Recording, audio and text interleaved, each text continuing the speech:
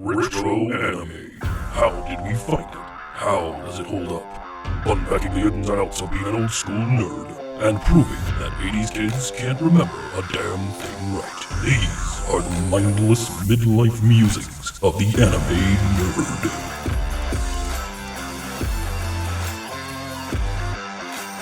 nerd. Welcome to Mindless Midlife Musings of the Anime Nerd. I'm Rick, and I'm joined by the rest of our panel, Vic, Brian, and Lynette. How's it going today, everyone?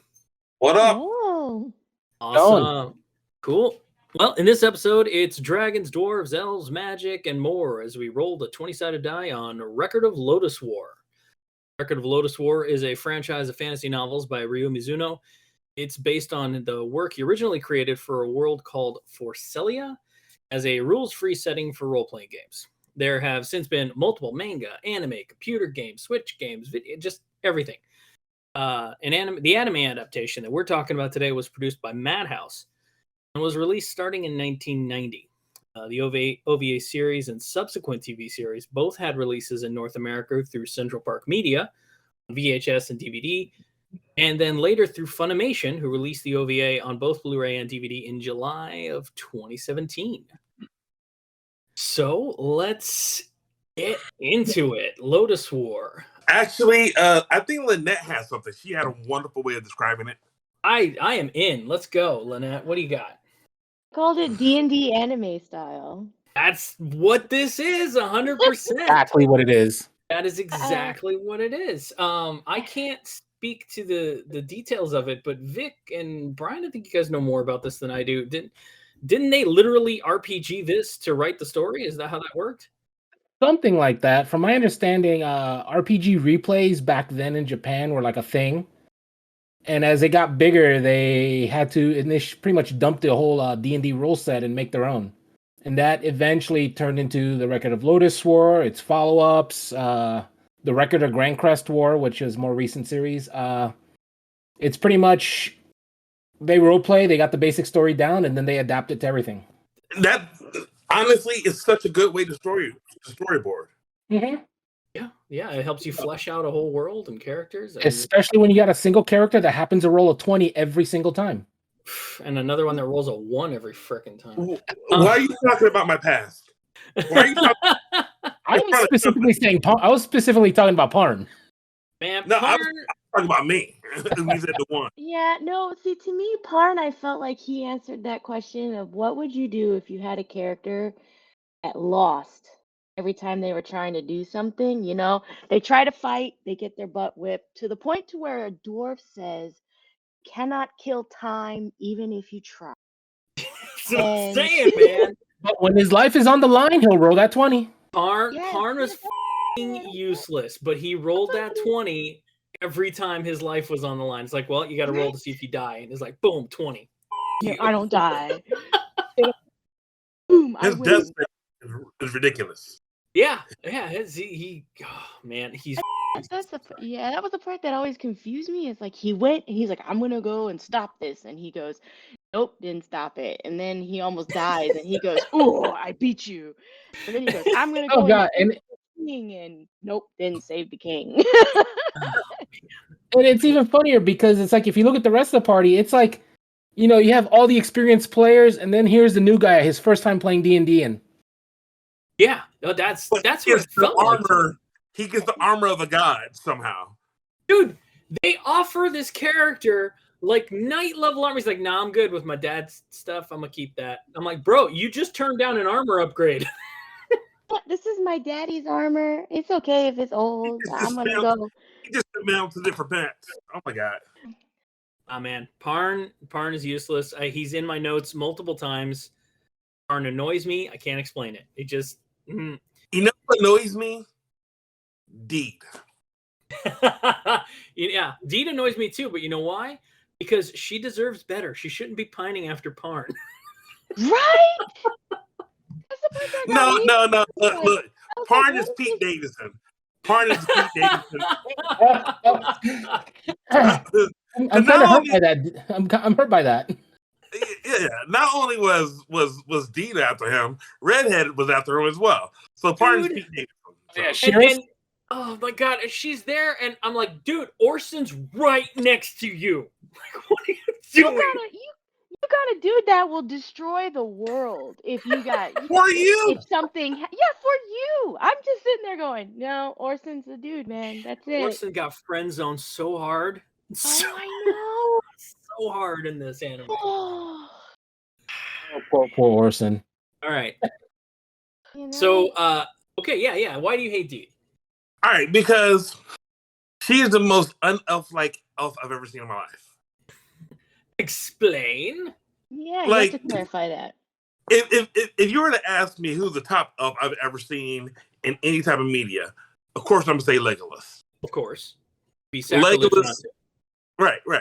Legolas, he had his elf on lock. He had the whole far sight. He had the whole speaking in a vintage tongue to let you know the east moves today. So there was blood. A blood moon rises.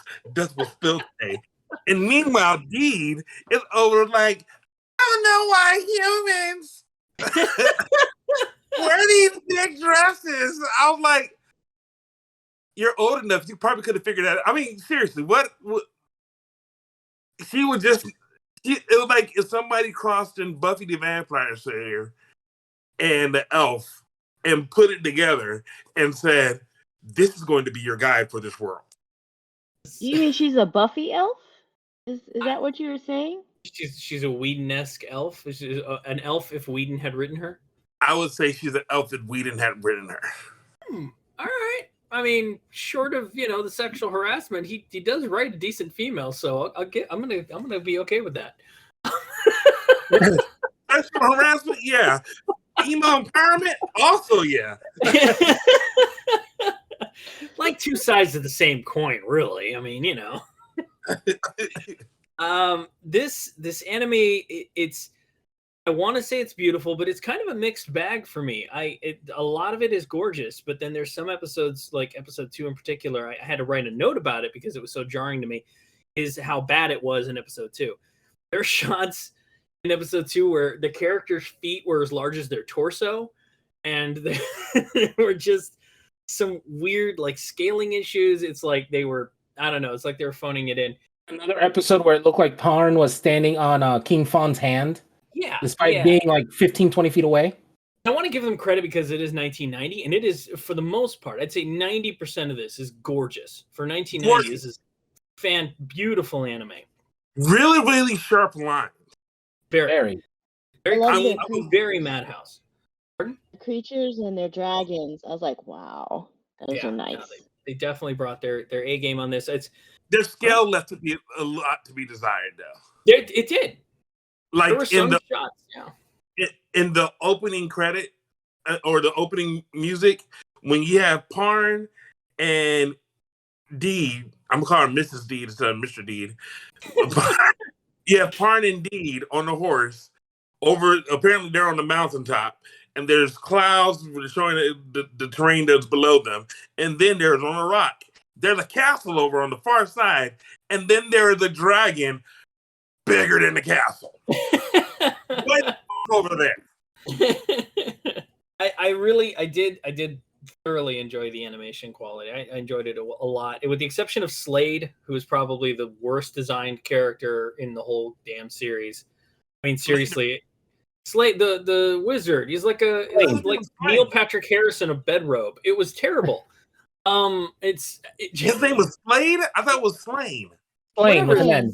Slain, yes, Slain. Sorry, Slain. And I was just like, wow, dude. I just like, you had Wizard as the character you rolled, and the best you could come up with was blonde white man with no eyebrows. Oh, man. Who had no facial expression when he went to Nothing. say any like serious moment, like the time has come. Well, his eyes got bigger and they shrunk and they got bigger again. He had the look of surprise down packed. So he annoyed me. Parn annoyed me for a myriad of other reasons. At least he looked like a standard, I rolled a knight character. Like this is like default player 1 in the video game.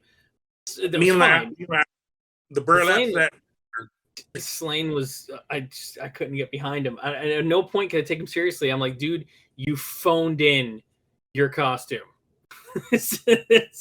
You went on a quest with everybody who A+ the cosplay, and you showed up in a bathrobe. Yo, even the cleric, Ito. I have Yeah. to admit, by far one of the most original names I've ever heard. Like Ito. I'm like, okay. All right. That'll work. So there was a lot to love. There was obviously the animation. There's but I got to tell you, I didn't particularly like the anime. Revisiting it, I was bored out of my skull. I couldn't follow the lore. I couldn't keep track of which kingdom was fighting which castle. Where was this dude from, and what was the? So I was I was bored for a lot of it, and too many climaxes too. It was kind of a slog for me to get through. I know that that's probably heresy amongst the D&D fans of the world, as this is considered by many to be the gold standard. But I did not enjoy this. Ladies and gentlemen, you guys, we don't record in video. But I think you got to understand, there's two things you got to understand about this statement I'm about to make. First is that Richard and Victor have been best friends for a long, long time. And I think Richard just broke Victor's heart. like somebody's not going to be getting anything for Christmas. I want you guys to explain to me the storyline. Explain it to me. Other than 5 characters questing, what the was going on? Yeah, I had the same thing because I was watching and I thought like the big battle between the kings was the battle. I was like, oh yay! And then they went, oh no, by the way, we have to do this little side story. And I'm like, wait, you just built me up to this. Now I have to get built up to this, and that didn't even have a continuation. And then we get built up to this other thing. I felt like the dungeon master had ADD and was kind of just like. Yes, that's what I had. I was like, all right, this is the big bad. No, this isn't the big bad. Okay, well, this is the big bad. No, this isn't the big bad. Or you know what it felt like to me? It felt like we were having to sit there and watch other people role play. And that frustrated me so much. Because how many campaigns do I have to watch you guys role play? Somebody tell the story. I challenge you. Somebody tell me the story. Was it gorgeous? Absolutely. Were the character designs amazing? Yes. Were the fights beautiful? Hell yeah. I loved so much about this, but somebody please tell me the story. Please. Short version? Yeah. So King Fawn want to unify Lodoss. They want to unify, for the betterment of the country. King Beld wanted to unify it to pretty much take it over and, dictate everything. Just like everything else back then, disagreement. Disagreement means war. War. While that's going on, you had an evil god trying to resurrect herself through Wagnard, which was the last arc. So, Woodchuck, again, short version. So Woodchuck, who equally you need to expound on a little bit on that, Vic. Okay. Please, Vic, please. Like, I want to hear this. Keep on telling me. Wagner, the real bad guy? That's the thing. So is Wagner the bad guy? I don't know. Wagner's inhabiting the daughter of the priestess that poor Gim is trying that's the to gray, save. That's the gray Carla. witch. Oh, that's Carla. Okay. Witch. That's Carla. Oh wait, so Evil Spock. That was Wagner. Evil Spock is Wagnard. Evil Spock was Wagner. Okay. All right. I was actually going to go with Ming the Merciless. That works too. The It's as if Ming and Spock got together, had a baby, and it's Wagnard. That's that dude. Yeah. Even sounds bulky. It was like they couldn't agree with a name, and so they just smashed one together. This was my major problem with the anime. This is why I was bored. Is that I just couldn't follow this story. And the beginning of every episode has to retell me this story. And I was just like, I still don't care. I'm on episode 12 and I still don't care about this intro. Like, The part that got to me was we're in episode 12 and they've jumped enough to show that there's character growth. But Parn is still kind of sucky at his sword skills. He has no defensive measure. I mean, he's supposed to go after the gray lady, the gray wizard or whatever, and he knows that she has powers, but what's his choice to attack her is just to run full force. The pointy end goes into the lady. That's all he knew. He keeps on rolling low numbers unless his life is on the line. Then when his life depends on it, he rolls a 20. That's the part that kept confusing me. I'm like, why is he still alive? I don't know how he's still alive. yeah, no, look, I don't want to harp on this completely. I know we're of mixed. The art was delicious. It was mixed, delicious. Yeah. I know we're of mixed bags on this. I loved Gim, but I am a Yes. sucker for dwarf characters. I think they're all brilliantly written, and Gim was great. He was like the heart of the group. Hold on. Important question. Why do you say loved? Why is your love for him past tense? Because he died. Yeah. Didn't you know that? They killed the best character in the damn anime. Sorry. Here's the thing that happened to me. Yes. Ladies and gentlemen, if I would say that if you ever decide that you're going to have a podcast and you want to do research for a video, things you don't do is hold a newborn baby while you do this. Because what winds up happening is while you're holding the baby, you wind up feeding the baby. While you feed the baby, you have to look at the baby, not look at the screen. So that episode happened. Apparently he died, and it came up to the episode, and it was playing, and he said, "Now, peace." I was like, "What the?" I'm like, "Whoa, whoa! I can't tell you how many times I had to rewind to watch some like that happened." I literally watched when Redhead and Orson. I don't even know Redhead's name. Shiris. What's your name? Shiris. Shiris. So Shiris. Shiris. Yeah. When Turn I Up will have and to say that the subtitles called her shirts. Not mine. Man. so Go ahead. Or I just when might you have had a first see blurry the eye. screen, I kept on missing how they got there, and I was like, "What? Why are we even introducing new characters?" I'm like, "We really had 6 characters just a little while ago. Why are we doing this?" And then I found out that not only did Gim die, but Wood got possessed. Yeah.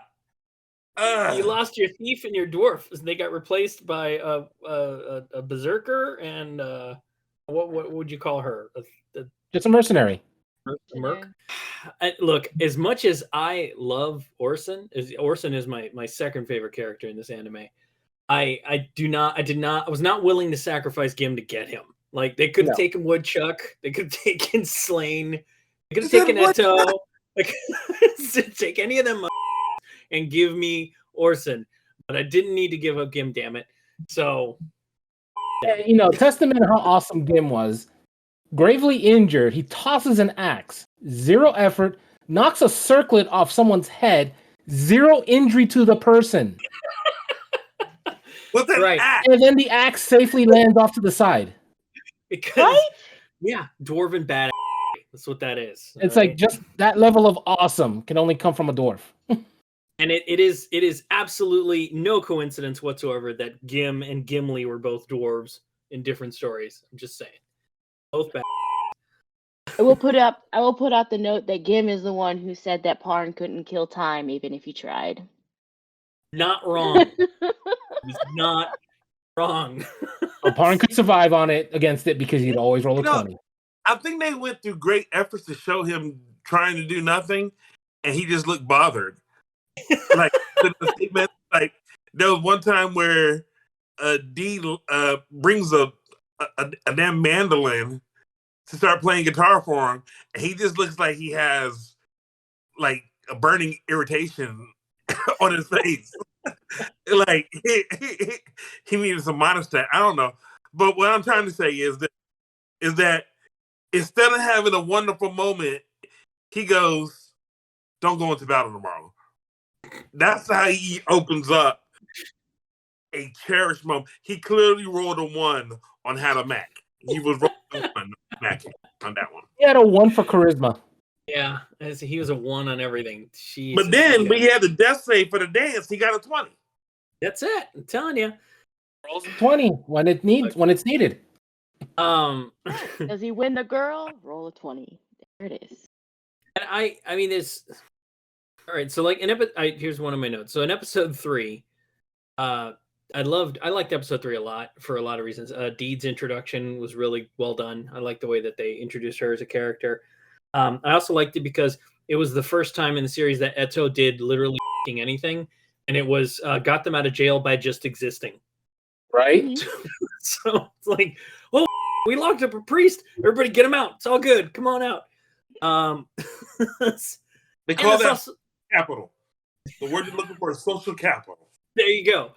And then that's also the when we finally got to see Ashram for the first time. Fantastic villain design. Love that. Love actually all the bad guys in that kingdom, was whatever kingdom, that their armor was baller. Yeah, the Marmo armor was just insane. I'm sorry, I got a flag on the play. Flag on the play. Yes. Why do they make all the bad guys armor? The armor have abs. What is the purpose of Intimidation? You watched a single superhero movie? Like Aquaman's armor has abs, okay? Batman sculpts abs into his Kevlar. Like everybody got to have the 6-pack, man. It's like a rule. It's the intimidation factor. So you mean to tell me there was one blacksmith that was over there was like, you know what? That's it. Curve these abs. Hey, how is he gonna charge an extra 50 gold for this stuff? Make it intricate and abs. So my question is this. His primary question is 6-pack or 8-pack? Do you want that V cut in your armor? Or get bigger? What happens when the abs don't fit inside the cup? Like, woman, Lynette, what happens when you don't fit inside your bra? What do you do? Do you have that overspillage? I mean, how do you go back? Okay, so I have to clarify. Abs not fitting and not fitting are two different things. If don't fit, they get pushed up and they're actually better. So it's not really a downside.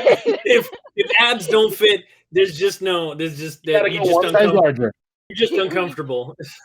It's like if your shirt's too tight, Brian, you got to go one size larger. Unless you want to make the pecs look good, like your bodybuilding, it's really not going to work. But you can't really compare abs not fitting to not fitting because there's really no downside if things get pushed up in that area. So I just keep thinking about, well, that's if they got, but what happens if they get smaller? Do they just roll around there? Oh yeah, it turns into pudding, man. That's yeah. You know what it is? It's like wearing a really painful corset if your abs are too big for your ab armor. Like it's just everything gets squeezed in more. You just tell the blacksmith, hey, I need a larger size. Next size up. And that blacksmith's like, dude, you need to stop eating. Like, seriously, this is my 4th one. Wow.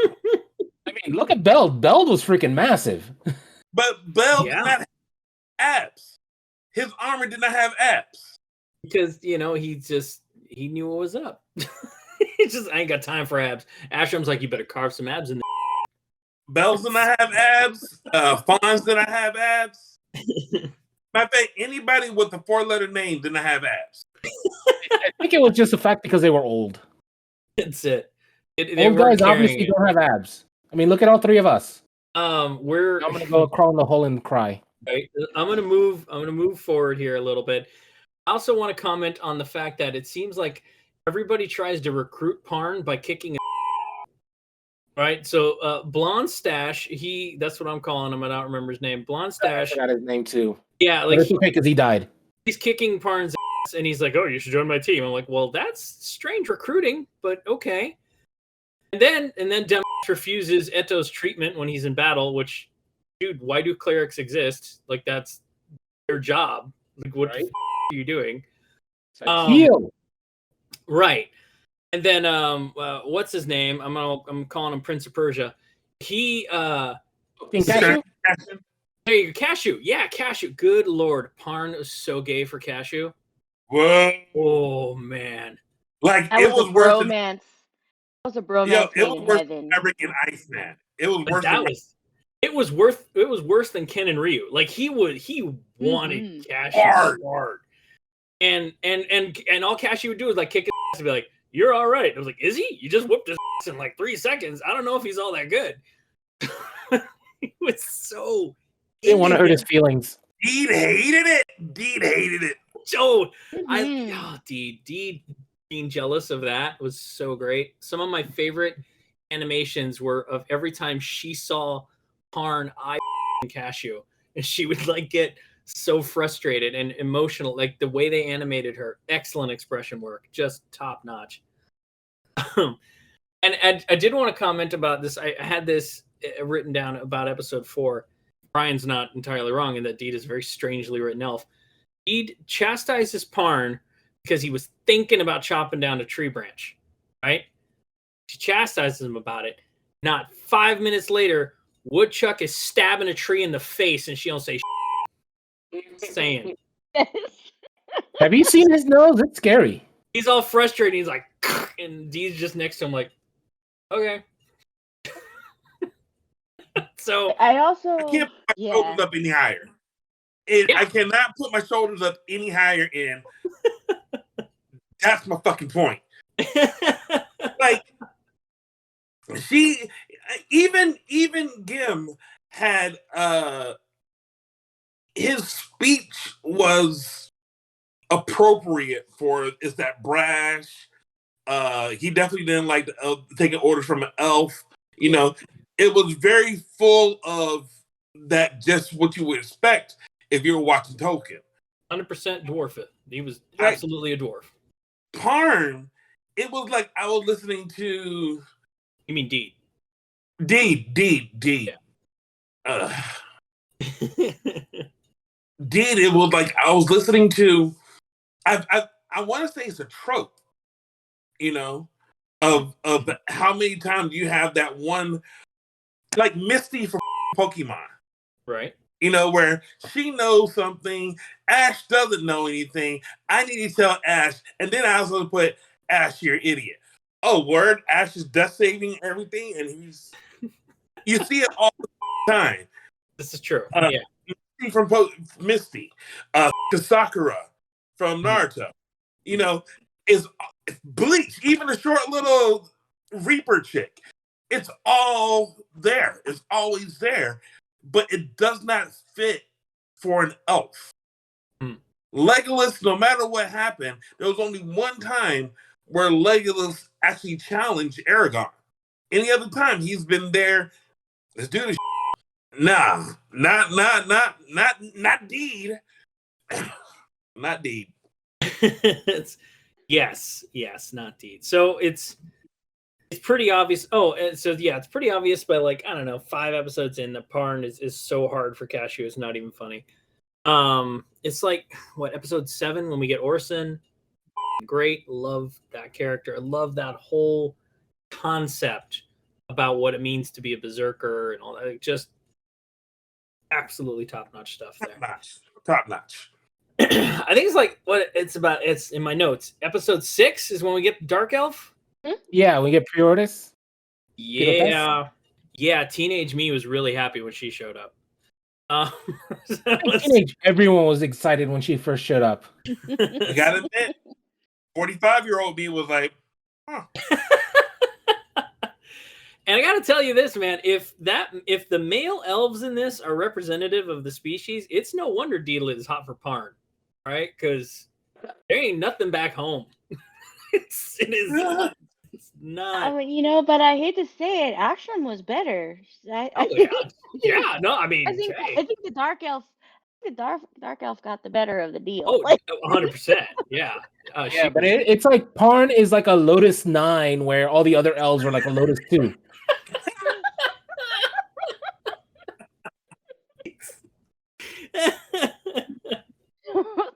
Oh, Jesus. Yeah.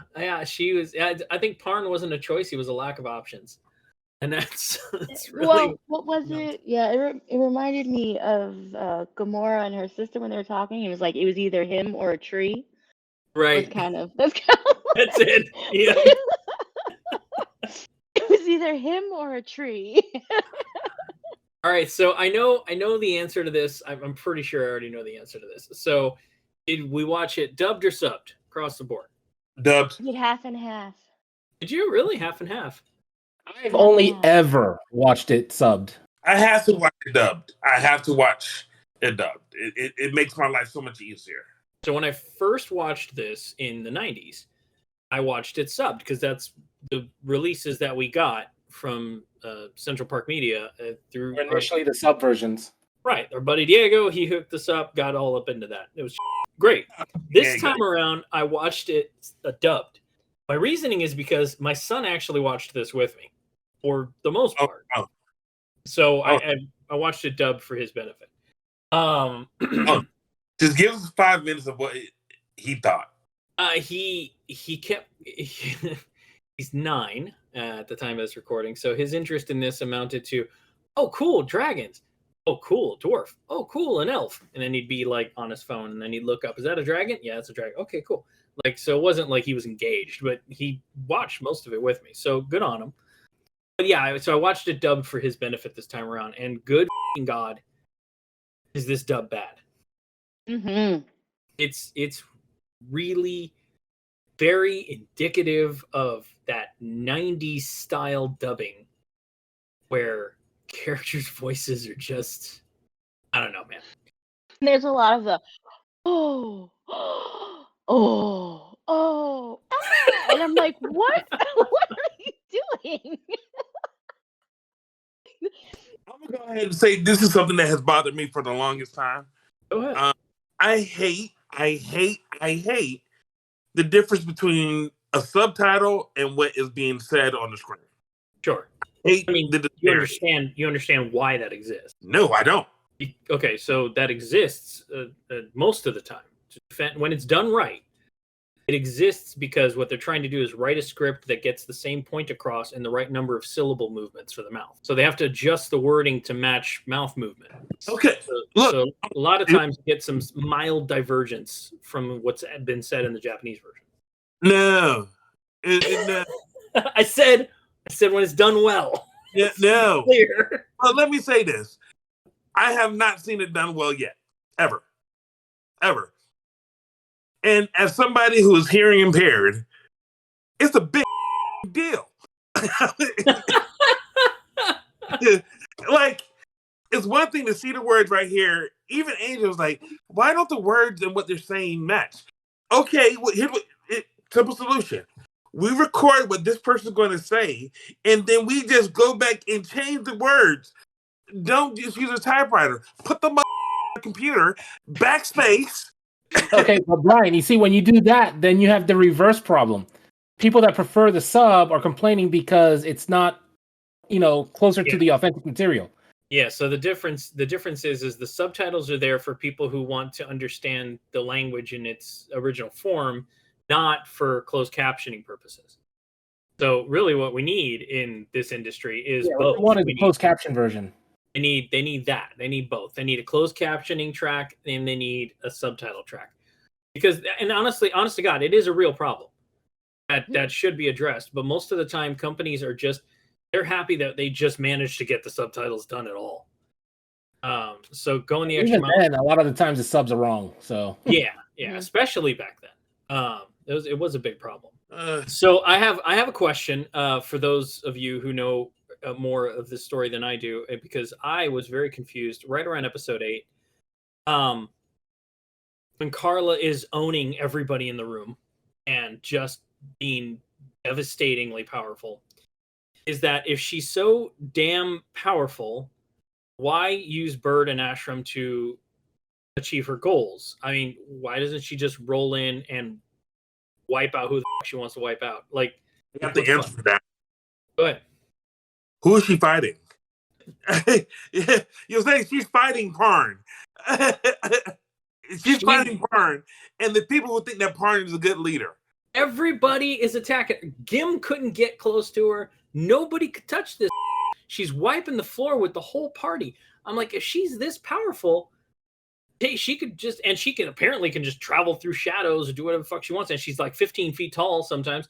Like she can just roll up and do whatever the hell it is that she wants. Like who could possibly stop this character? Like she was so OP that I just. Come on.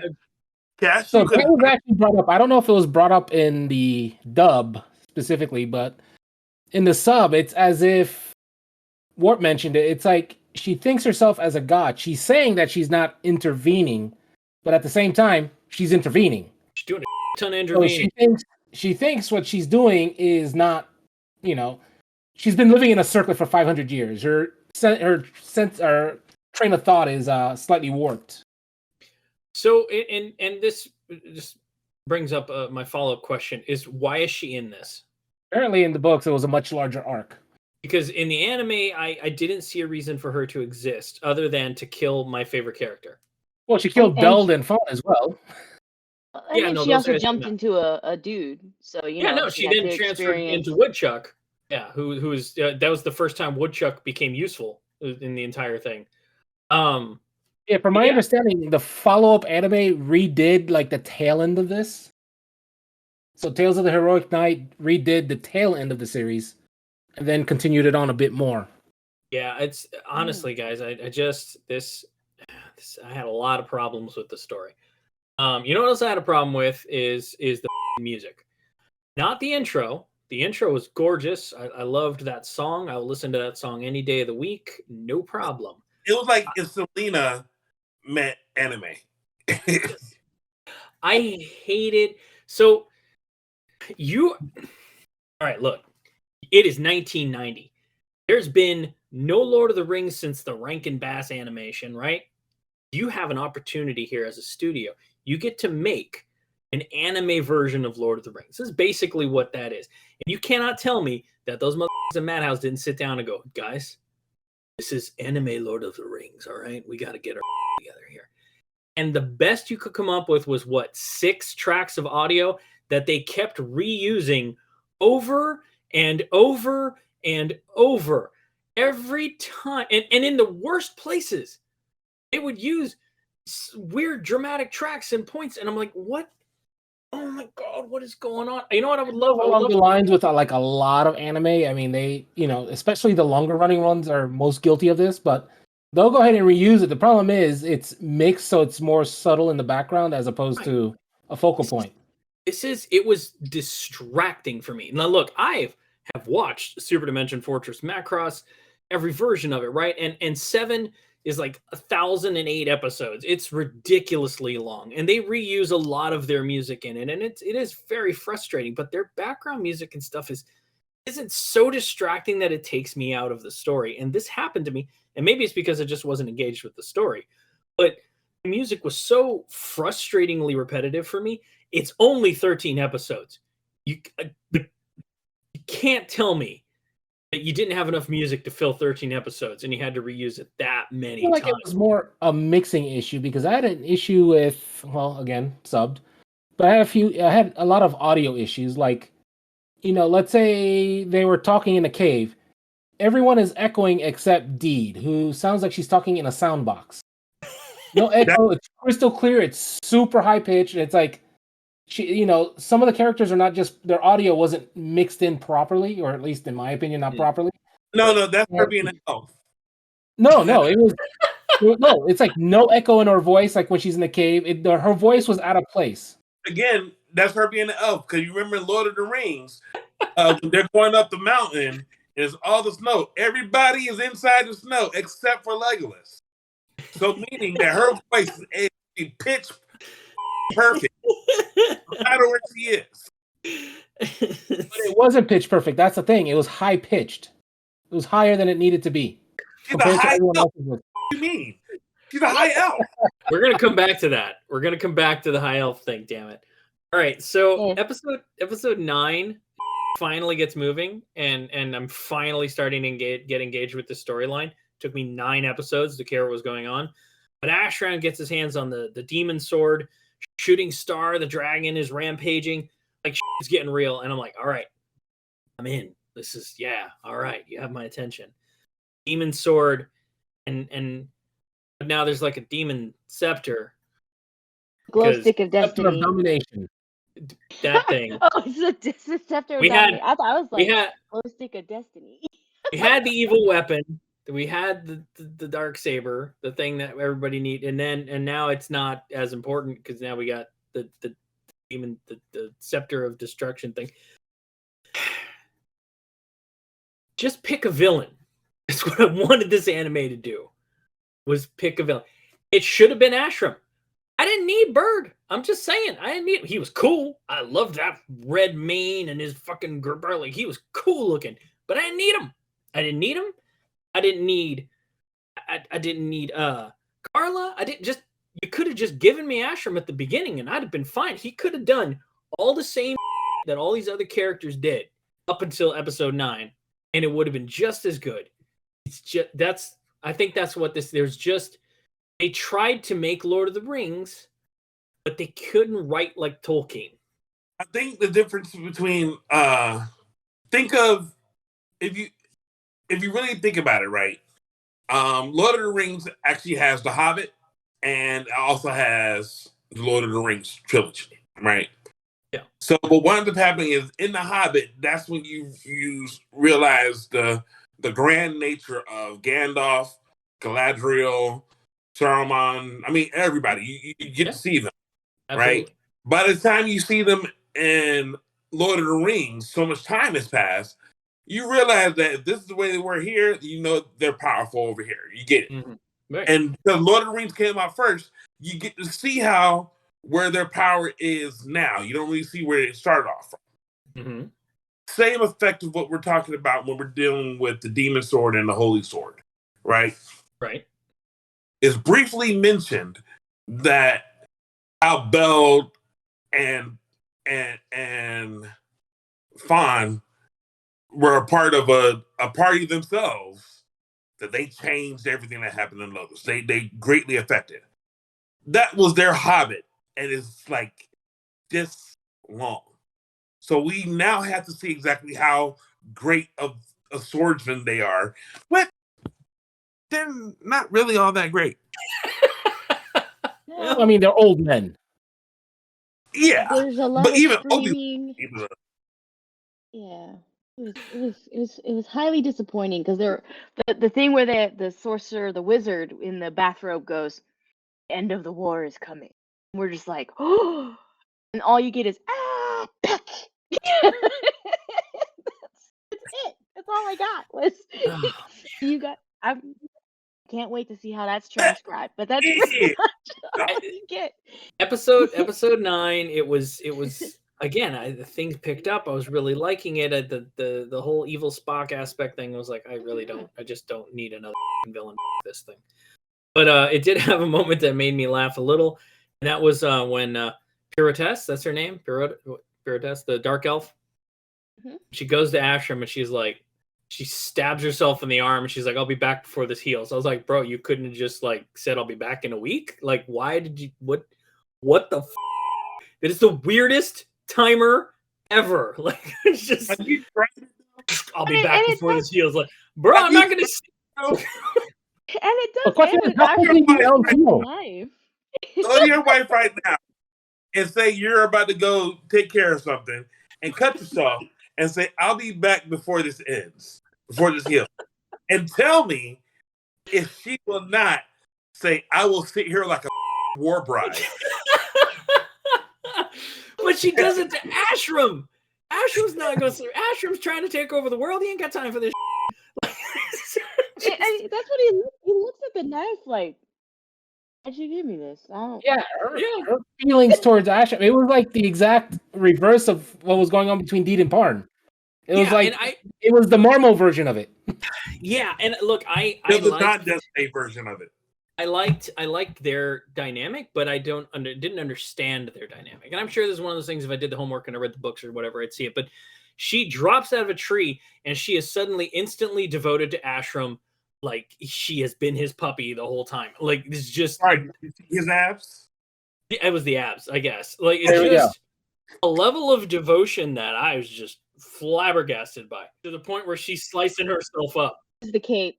Well, I think the biggest issue with that is obviously, despite the fact, with the exception of episode 1, where that should have been like episode 5 or 6, Right, the timeline. there was obvious time between every episode, but we don't know how much time there was between each episode. Absolutely, and I give them I give them that. I get how it's like, oh, it's been, you can't travel by horse and be there the next day kind of thing. So I get that things took time, and I get that her devotion to Ashram by the end of the series is so strong that she's willing to lay her life on the line for him. But cool, I get it. They probably banged a whole bunch, whatever. But when she drops out that tree and she takes a knee, this elf is taking a knee to the dude she ain't never met before. And she's like, I will die for you. Calm down, bro. I don't even know you. Like, it was this extreme level. Seriously, a beautiful woman knocks on your door. She's got like a whole window thing going on. She's gorgeous. She knocks on your door. You open the door. She takes a knee. She's like, I will die for you. And you're not suspicious, not even like a little bit. Like, what the fuck You is just going kind of on? go, thank Oh. you. Centuries of male evolution, dude. No. At all. Hey, you want some juice? What? And he's like, hey, honey, she's going to die for me, all right? Okay, cool. I'm a feeder, though. I gotta make sure she's staying around because right now is a mother. No, hell no. Go ahead, ladies. Let anybody who wants to show up, you can come over to GreekGrotto.com. Kaiju or I'm that dude. And announce your devotion to Brian, and he will happily accept it. Yeah. I'm not saying that you'll be walking around in the French maid outfit. Maybe you will, maybe you won't. But I guarantee you, I'm gonna feed you.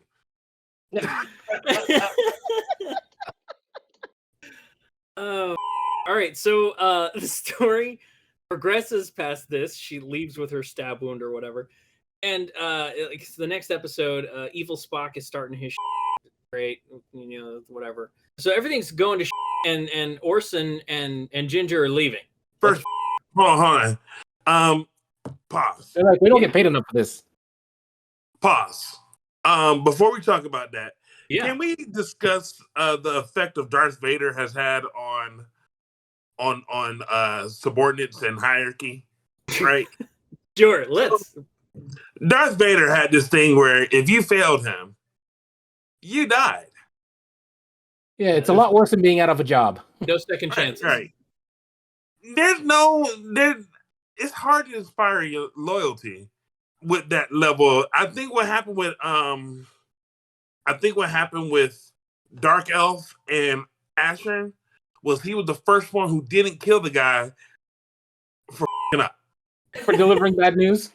No, for up. When the guy gets into the fight with the Dark Elf, and then he goes and says, listen, this is not a war where if you do not know your limits, this is not the place for you to be.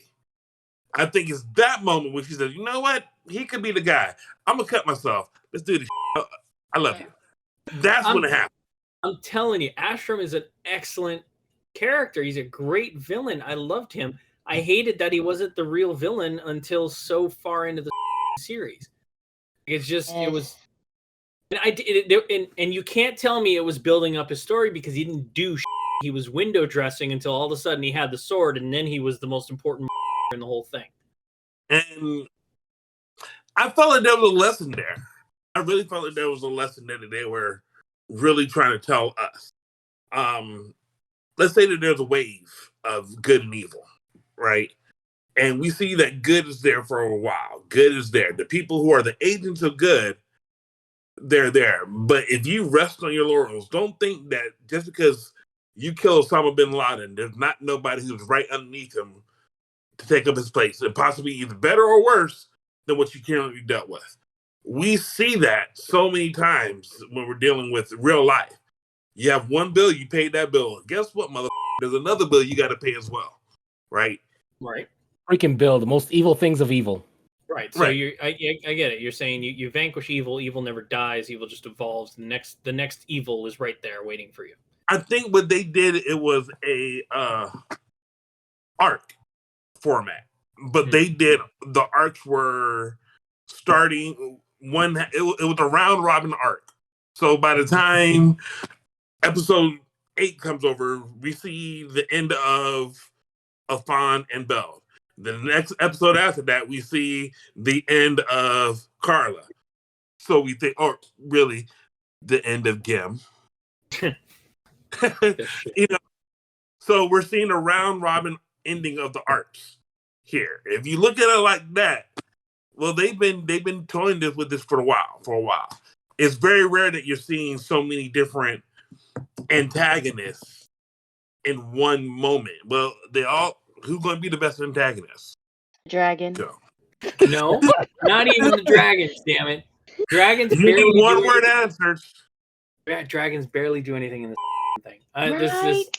One of them, They're and beautiful. they're so gorgeous. And the intro shows them all lined up. I'm like, oh, we got some old school Dungeons and Dragons going on, and they don't really do anything except bite each other and bleed gold. I don't know. I was very underwhelmed them's by the taken dragon out battles. by 3 toothpicks. I don't know how that happened. They had an opportunity. They could have used the hell out some dragons. I did like the wyverns, like the wyverns with the riding, like Orson on a wyvern. Give me a whole anime of Orson riding a wyvern. I am in. It's done. but they did more than the dragons. And they were just mounts. Oh man. So this whole What type of saddle are you going to put on that dragon? They should just really just get on top of the dragon and ride it. You cannot sit down. That is bigger than a 747. Who is going to?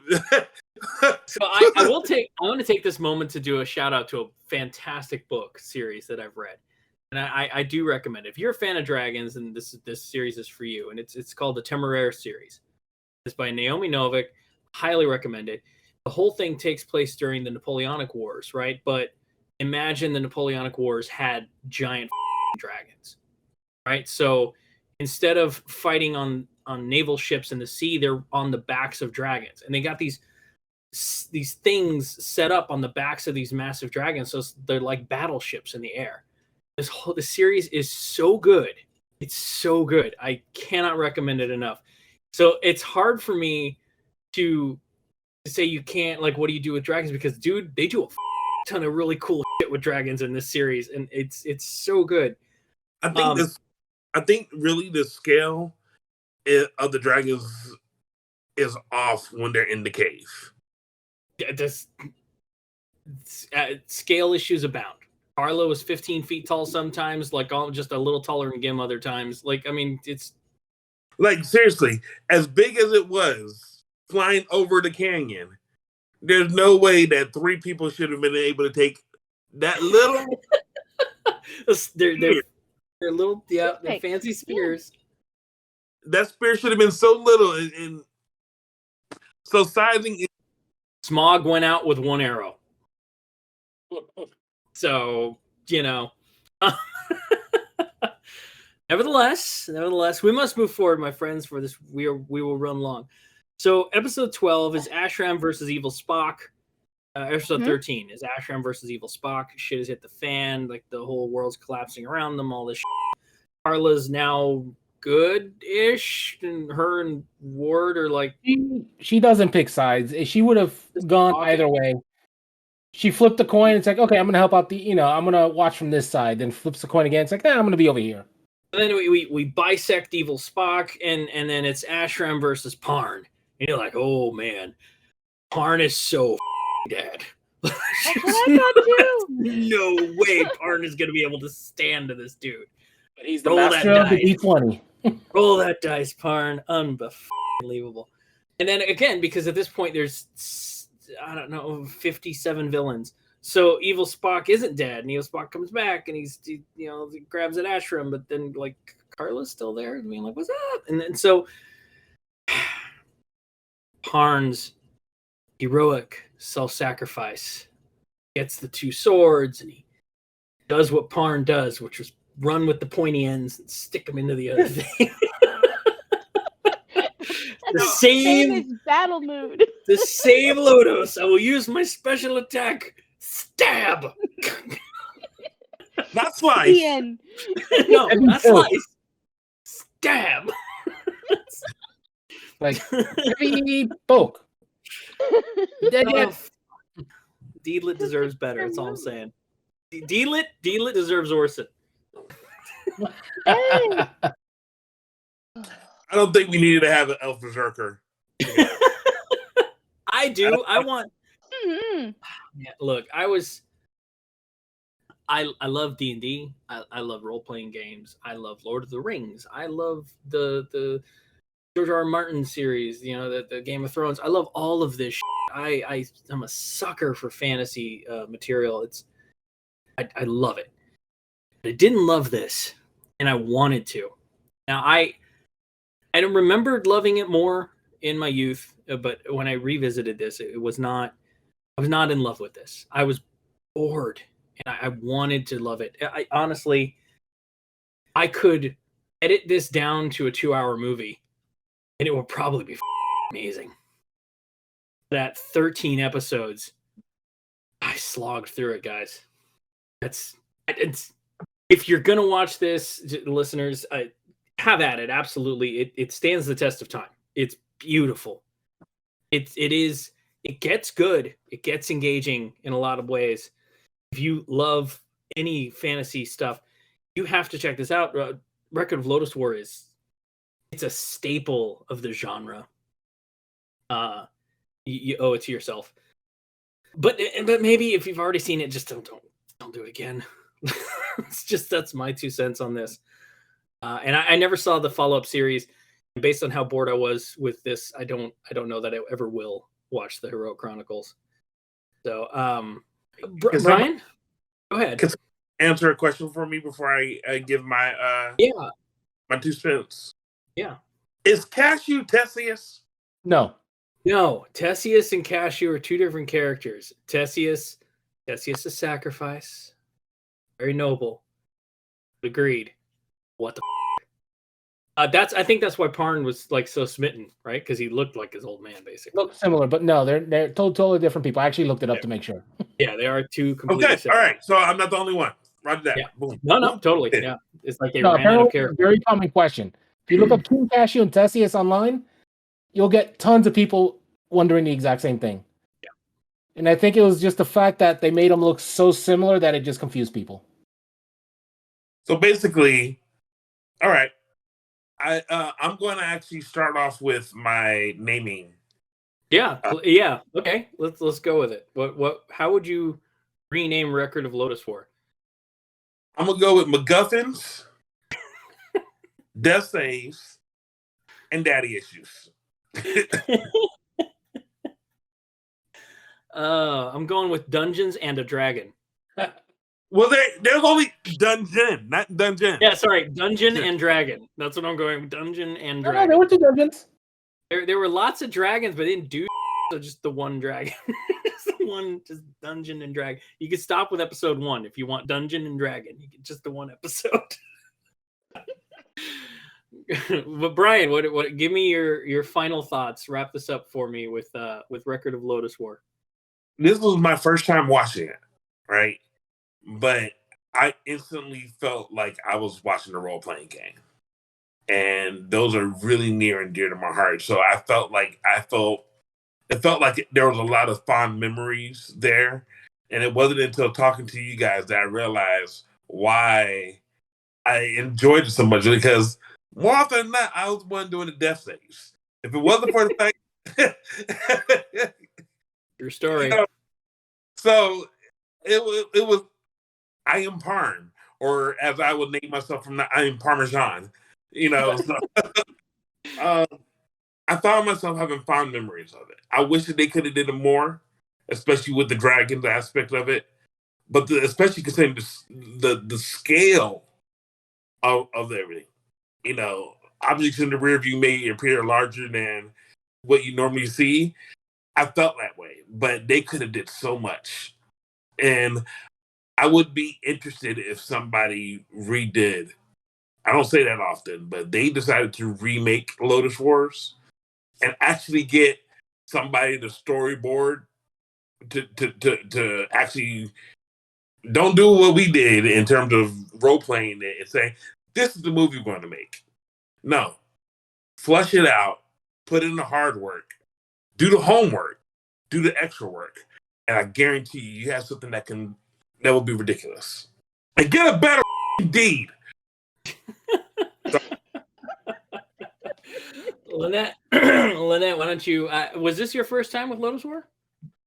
I thought I had watched it before, but when I watched it again, I was like, nope, never seen this one before. So yes, this is my first time watching it. All right. Yeah, So what I have to are your thoughts? I think they crammed a lot in to try to tell a nice story and do like all the cool arcs. But it was just too much for 13 episodes. I enjoyed all of it. I wish when they did the transition to show that time had passed that it would show improvement or scuffs on armor or something like that to show that they've actually done something. But it was like you went from episode one where they're you went from one episode where they're traveling, and the second episode they've arrived and there's like no evidence of them traveling.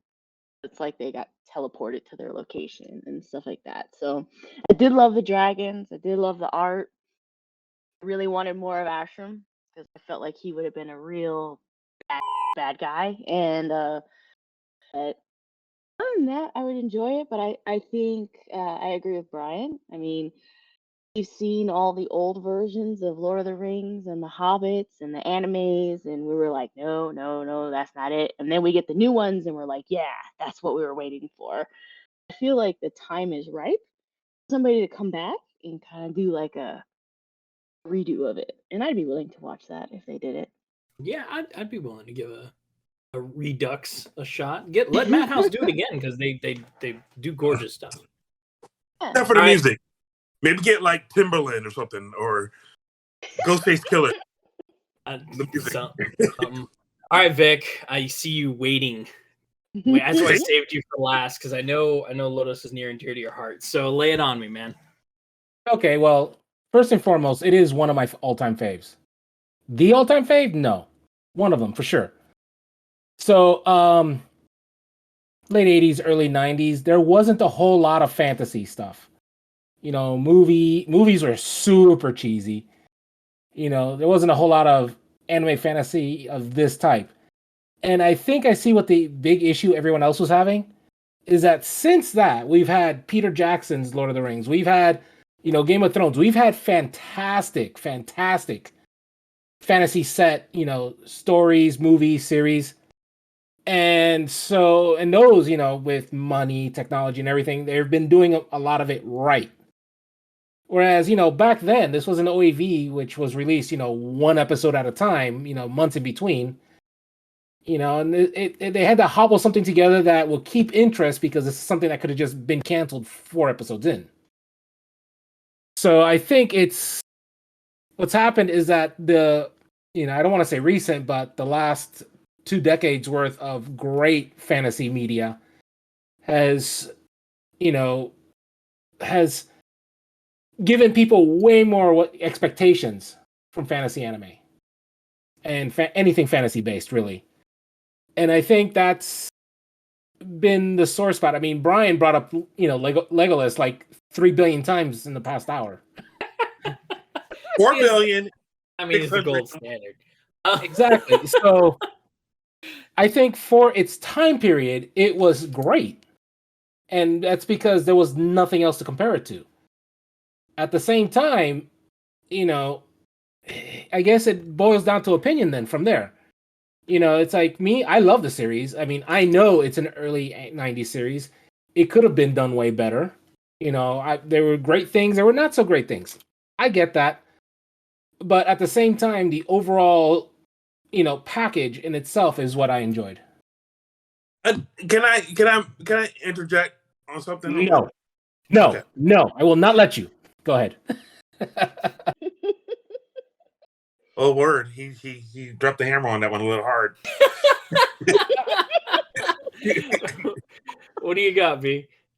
It's not like we don't, and I think this is something that we're going to have to address as we are reviewing movies or something. It's very easy when we're talking about stuff like Golden Boy. We have a fond connection with them. But when we are reviewing stuff we've known it from back then, but we've never seen it the way I came to Lodoss War. I've known about it for the longest time. For the longest time. I never sat down to watch it. Apparently, I didn't have the time. I got time now. I'm disabled. Whatever. Yeah. But the problem is we're watching it now as adults, and not only has the OVA or technology has gotten better, but we have also have more experience with it. So I don't know if there's ever a way that we'll be able to accurately go back to our teen days and watch it with them eyes. Yeah, I mean, I see that, guys. It's revisiting this is definitely the key point in my statements. As I said earlier, when I first watched this, I loved it. But as I reflected on this, what were the things I loved were the things I would fast forward to watch.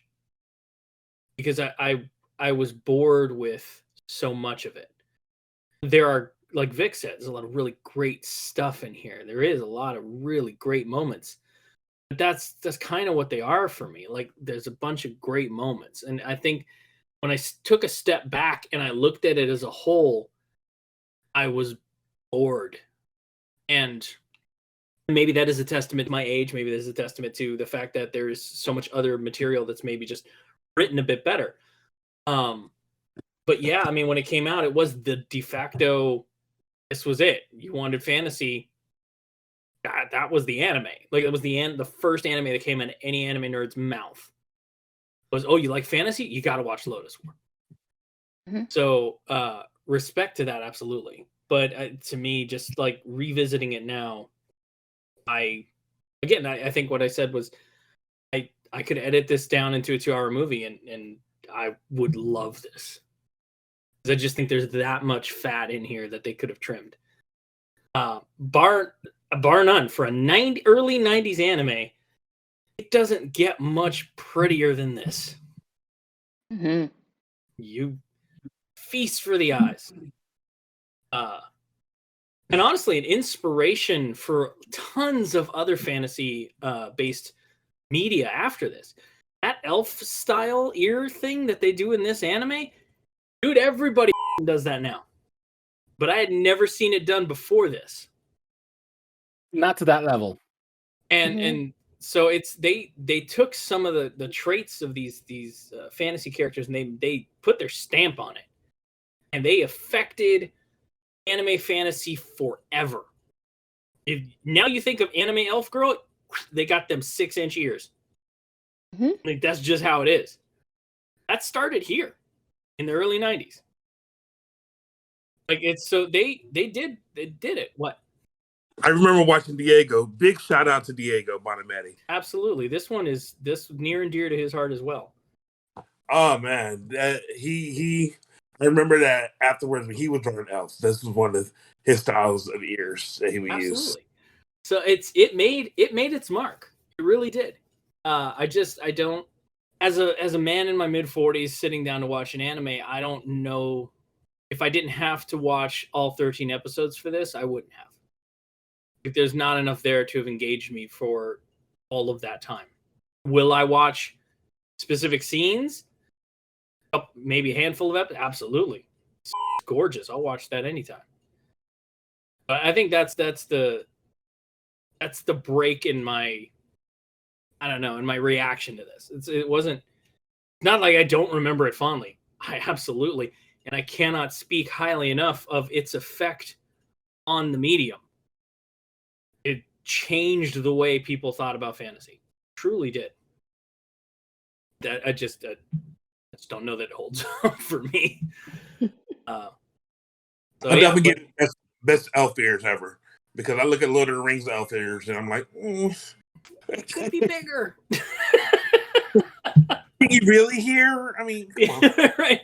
How good can you hear? Yeah. So I don't know. Anyway, that's I think that's I'm glad that we had a chance to revisit this anime. I'm glad we had a chance to talk about it. But I think it ultimately we were a little divided on this one. So that's cool. I dig it. Does anybody have anything else they'd like to add? No, I think we did good on this one. All right. Mm. Folks, well, that's going to be our show for today. So until next time, keep calm and, I don't know, don't try on sentient demon headbands or something. Death save. Death save. Roll 20. You've just been privy to the mindless that beautiful midlife thing, musings of the anime that nerd, beautiful presented baking by footage. Geek Grotto. Is that how it went? Follow the podcast on Twitter at Geek Grotto. For show notes and corrections or for general geeky fun, you can visit our website at geek-grotto.com. If you would like to sponsor the show, you can do so on the podcast's Red Circle host site, redcircle.com/shows/MMMAN. If you're listening to us on your favorite podcast app, please like, follow, and subscribe.